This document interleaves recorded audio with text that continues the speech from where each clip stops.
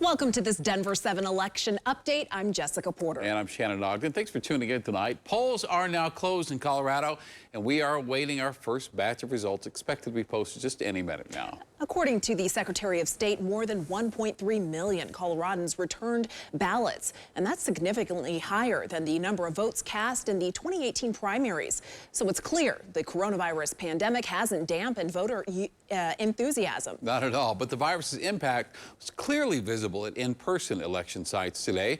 Voting stations, typically stuffed into polling centers, were instead moved feet apart. And there were workers assigned to disinfect anything a voter touches after they cast their vote.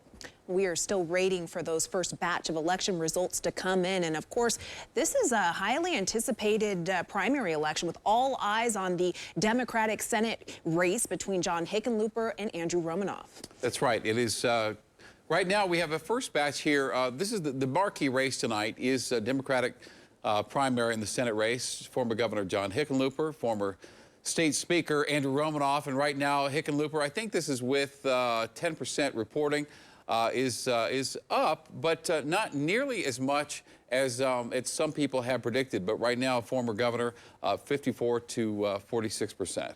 And of course, all eyes are on this race because the winner of that race will go on to run against Republican Senator Cory Gardner. It's a chance for Democrats to try to flip that seat in November. In Colorado's 3rd congressional district, there are 3 candidates that hope to take Representative Scott Tipton's seat in Congress, including a member of his own party.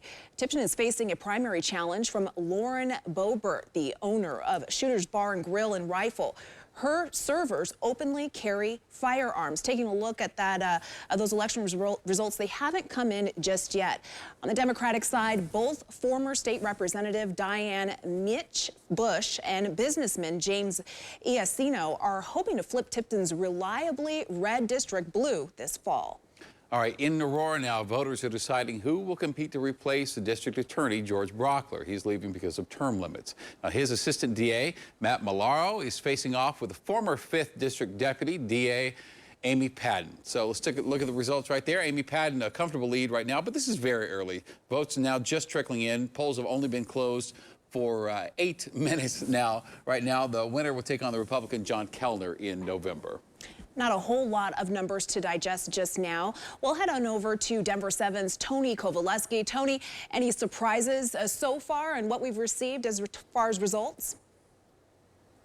Election experts, people that have provided information over the years. And obviously that marquee matchup between Hickenlooper and Romanoff is what we're going to be watching.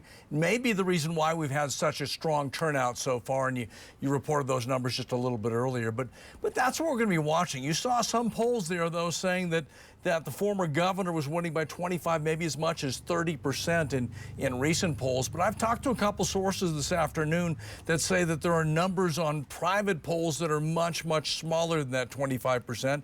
And this 54-46 number that we've got up early and realized these are very early numbers. But that is testimony to what I'm starting to hear, that this might be closer than many thought. So something to watch there. Obviously, the DA race in the 18th Judicial is something to take a look at, who will take over for George Brockler. But we are here. It is election night. I hope everybody had a chance to get out and vote. This is an important part of why we are Americans, and we will bring those results to you tonight. It's going to be fascinating either way, because I think Hickenlooper certainly expected to win, but Romanoff may be a winner here because he's certainly increased his profile in the Democratic Party, a one-time superstar that has run a very strong campaign. So, Jessica, we'll be watching.